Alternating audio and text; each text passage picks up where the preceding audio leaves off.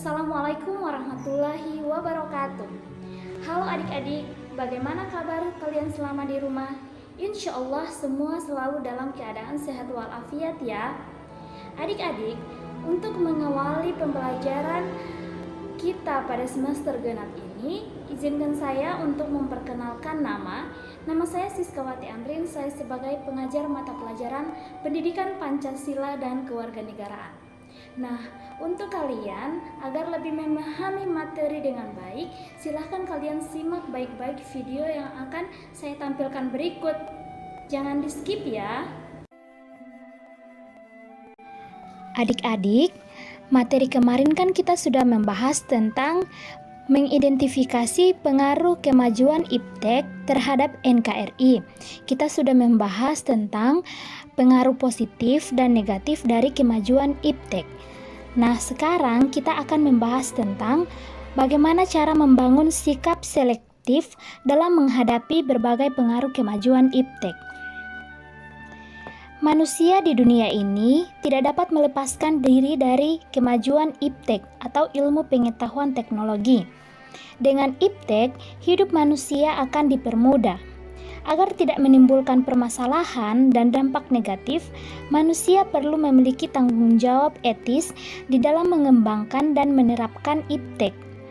Nah, bagi bangsa Indonesia, di dalam mengembangkan dan menerapkan IPTEK perlu mengingat landasan idealnya, yaitu Pancasila, dan landasan konstitusionalnya, yaitu Undang-Undang Negara Republik Indonesia tahun 1945.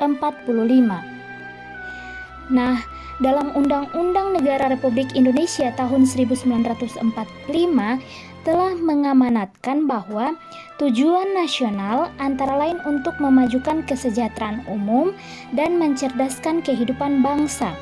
Selain itu, bumi dan air serta kekayaan alam yang terkandung di dalamnya dikuasai oleh negara dan dipergunakan sebesar-besarnya untuk kemakmuran rakyat.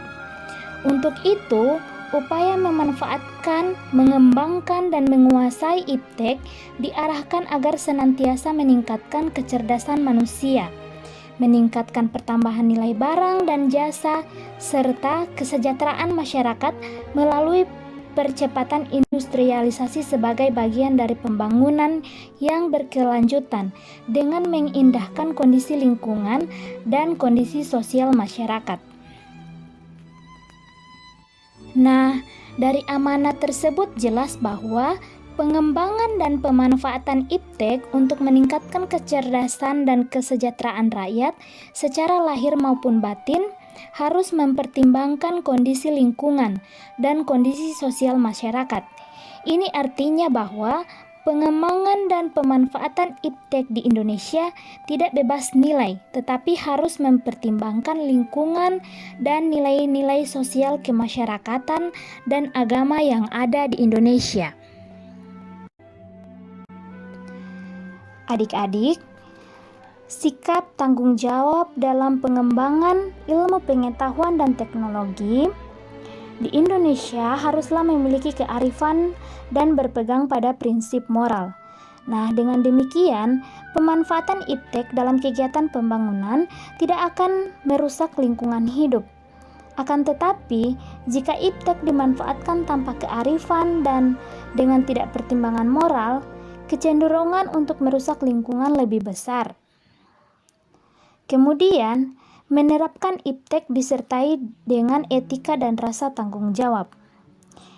Manusia di dalam mengembangkan dan menerapkan IPTEK sudah selayaknya disertai etika dan rasa tanggung jawab.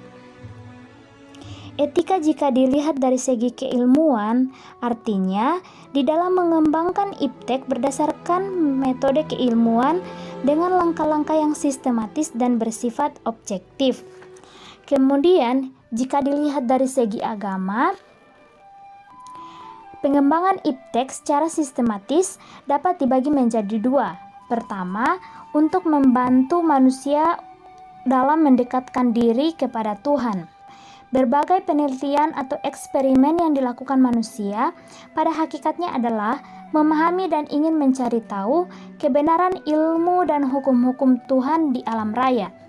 Yang kedua, untuk membantu manusia menjalankan tugasnya untuk membangun alam semesta ciptaan Tuhan. Pengembangan dan pemanfaatan iptek yang selalu disertai dengan etika dan rasa tanggung jawab akan mendatangkan hikmah. Selain itu, juga akan terhindar dari kerusakan lingkungan hidup. Pengembangan dan pemanfaatan iptek yang demikian harus disadari sebagai ibadah. Adik-adik, berikut ini ada 3 sikap yang bisa diambil bangsa dalam menghadapi kemajuan iptek. Yang pertama, menolak dengan tegas semua pengaruh kemajuan iptek dalam aspek kehidupan. Yang kedua, menerima sepenuhnya pengaruh tersebut tanpa disaring terlebih dahulu. Yang ketiga, bersikap selektif terhadap pengaruh tersebut. Nah, dari ketiga alternatif tersebut, sikap terbaik yang mesti kita ambil adalah sikap selektif. Dengan sikap seperti itu, kita dapat mengambil keuntungan dari kemajuan iptek dan terhindar dari dampak buruknya. Karena semua pengaruh kemajuan iptek dapat kita terima telah melalui proses penyaringan terlebih dahulu. Adapun alat penyaringnya adalah Pancasila. Di sini, nilai-nilai Pancasila merupakan cerminan dari nilai-nilai budaya bangsa yang dapat diterima oleh semua kalangan, sehingga dapat dijadikan benteng yang kukuh dalam menghadapi pengaruh negatif dari kemajuan iptek.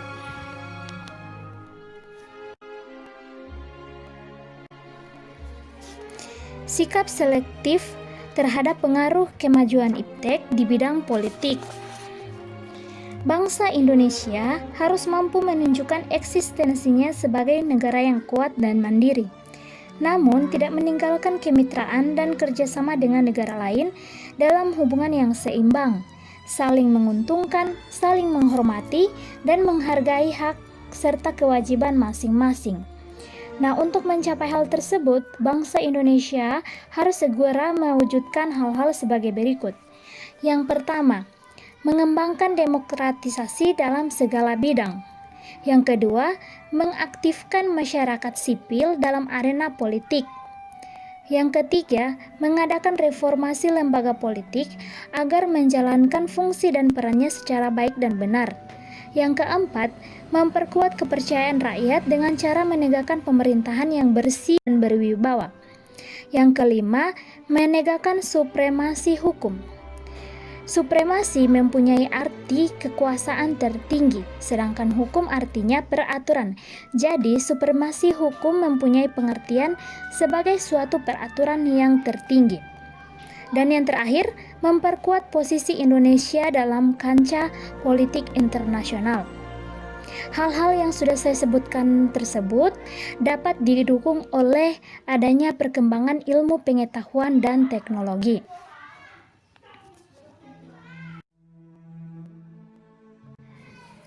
Sikap selektif terhadap pengaruh kemajuan iptek di bidang ekonomi. Adik-adik, sebenarnya sebelum menyentuh bidang politik, kemajuan iptek terlebih dahulu terjadi pada bidang ekonomi, seiring dengan berkembangnya proses globalisasi ekonomi. Kenyataan yang terjadi, globalisasi ekonomi lebih dikendalikan oleh negara maju, sementara negara-negara berkembang kurang diberi ruang dan kesempatan untuk memperkuat perekonomiannya. Negara berkembang semacam Indonesia itu lebih sering dijadikan sebagai objek yang hanya bertugas melaksanakan keinginan-keinginan dari negara maju. Akibatnya, semua kebijakan selalu memihak kepada kepentingan negara maju. Nah, untuk itu kita sebagai bangsa Indonesia harus memiliki sikap selektif terhadap dampak kemajuan iptek yang dapat dipertegas, salah satunya dengan meningkatkan daya saing Indonesia di dunia internasional. Seperti yang pertama, meningkatkan kualitas sumber daya manusia Indonesia, misalnya tingkat pendidikannya, derajat kesehatannya, dan kesejahteraannya. Yang kedua, meningkatkan komoditas ekonomi yang mutunya, jumlahnya, dan pasokannya serta harganya bersaing dengan dalam negara-negara internasional. Yang ketiga, perbaikan perangkat hukum yang mengabdi pada kepentingan nasional. Dalam hal ini, hukum yang dibuat harus melindungi kepentingan bangsa dan negara, bukan malah melindungi kepentingan asing. Yang keempat, industri-industri haruslah menggunakan bahan baku dari dalam negeri, sehingga tidak bergantung pada impor dari luar. Sikap selektif terhadap pengaruh kemajuan iptek di bidang sosial budaya. Dalam bidang sosial budaya, kemajuan iptek telah membawa pengaruh dan perilaku yang ditampilkan oleh setiap masyarakat. Di antara pengaruh tersebut adalah dalam hal gaya hidup, gaya berpakaian, dasar ikatan hidup bermasyarakat, dan semakin mudahnya mendapatkan informasi serta ilmu pengetahuan. 3 hal yang disebutkan pertama cenderung memberikan pengaruh yang negatif. Oleh karena itu, kita harus membentengi diri dengan nilai-nilai yang selama ini sesuai dengan kepribadian bangsa, yaitu nilai-nilai Pancasila. Adapun pengaruh yang disebutkan terakhir cenderung memberikan keuntungan bagi bangsa kita. Oleh karena itu, kita perlu mengadopsi hal tersebut dengan tidak mengabaikan nilai-nilai jati diri bangsa Indonesia. Kemajuan iptek salah satunya ditandai dengan adanya kemajuan ilmu pengetahuan dan teknologi.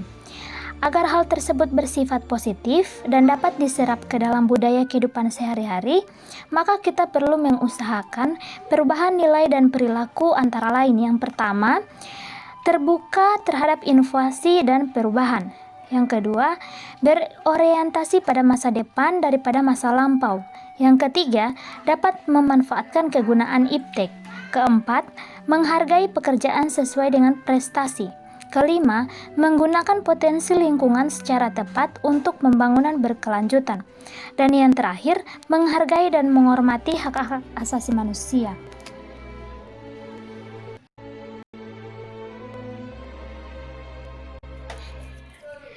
Adik-adik, seiring dengan perkembangan ilmu pengetahuan dan teknologi, media sosial juga sudah semakin berkembang. Untuk itu kita harus lebih bijak menggunakan media sosial. Nah, pemerintah mengeluarkan undang-undang tentang ITE agar kita lebih bijak menggunakan media sosial. Yang pertama, jika terjadi penghinaan atau pencemaran nama baik. Banyak sekarang yang terjadi, baik itu di Facebook, Instagram, dan sebagainya. Contohnya saja di Facebook. Banyak sekarang kalau kalian misalnya memiliki amarah kepada orang lain, biasanya kalian menulis status di Facebook. Nah, status itu memuat tentang penghinaan atau pencemaran nama baik. Nah, untuk itu kalian akan dikenakan pasal 45 ayat 3. Di mana setiap orang yang dengan sengaja dan tanpa hak mendistribusikan dan atau mentransmisikan dan atau membuat dapat diaksesnya informasi elektronik dan atau dokumen elektronik yang memiliki muatan penghinaan atau pencemaran nama baik sebagaimana dimaksud dalam pasal 23 ayat 3 dapat dipidana dengan pidana penjara paling lama 4 tahun atau denda paling banyak 750 juta rupiah. Nah, untuk itu jika kalian memiliki masalah dengan orang lain, jangan sampai kalian membuat penghinaan atau pencemaran nama baik melalui media sosial. Biasanya itu terjadi kepada orang-orang yang memiliki dendam kepada orang lain. Ada juga penghinaan atau pencemaran nama baik itu diekspresikan melalui meme-meme yang beredar di media sosial. Meme tersebut contohnya pada masa pemilihan presiden kemarin, banyak orang yang membenci presiden karena Presiden Jokowi terpilih sebagai presiden atau pemenang.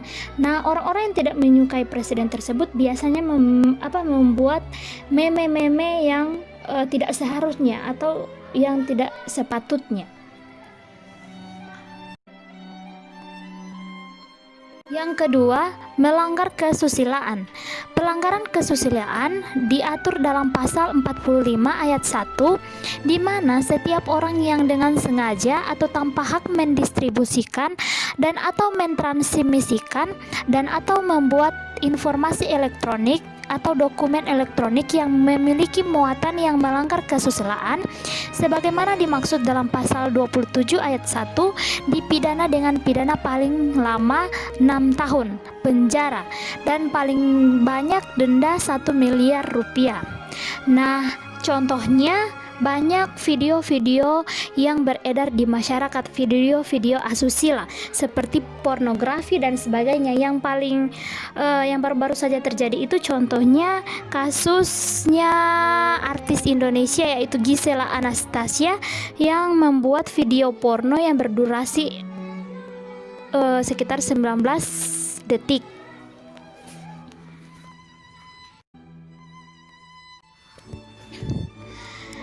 Yang ketiga, undang-undang yang mengatur penyebaran berita bohong dan menyesatkan yang mengakibatkan kerugian konsumen. Saat kamu memiliki keluhan tentang suatu lembaga, instansi, ataupun produk, baiknya kamu tidak menggembor-gemborkan di media sosial. Perilaku seperti itu dapat dianggap berita bohong yang menyesatkan dan diatur dalam pasal 45A ayat 1. Yang isinya, setiap orang yang dengan sengaja dan tanpa hak menyebarkan berita bohong dan menyesatkan yang mengakibatkan kerugian konsumen dalam transaksi elektronik sebagaimana dimaksud dalam pasal 28 ayat 1 dapat dipidana dengan pidana penjara paling lama 6 tahun dan denda paling banyak 1 miliar rupiah.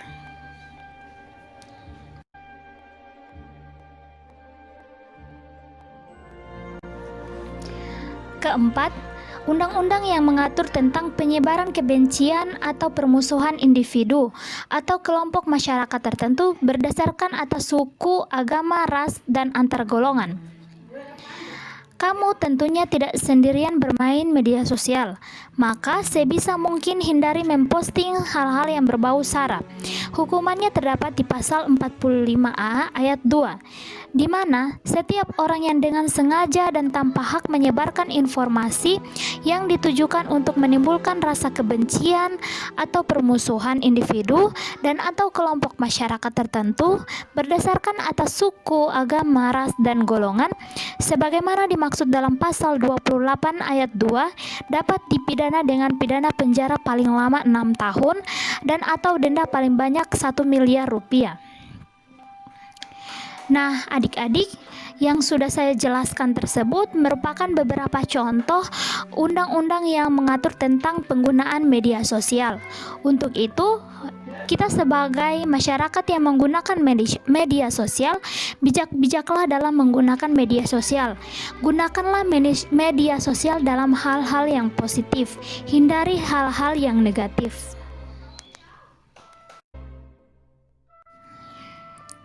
Adik-adik, selesai sudah materi kita untuk bab 3 tentang pengaruh kemajuan IPTEK terhadap NKRI. Untuk itu kalian buatlah tugas sebagai berikut.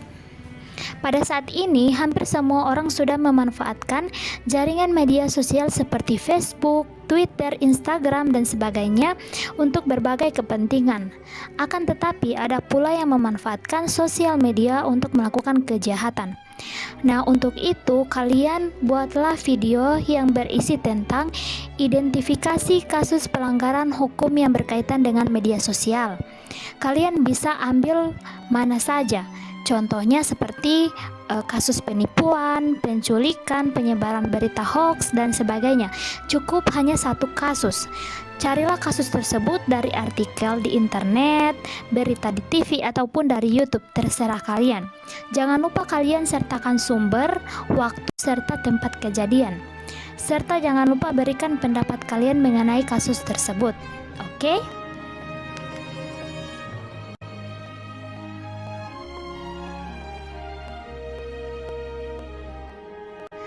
Oke adik-adik, sampai di sini dulu pertemuan kita pada hari ini. Terima kasih atas perhatiannya. Assalamualaikum warahmatullahi wabarakatuh.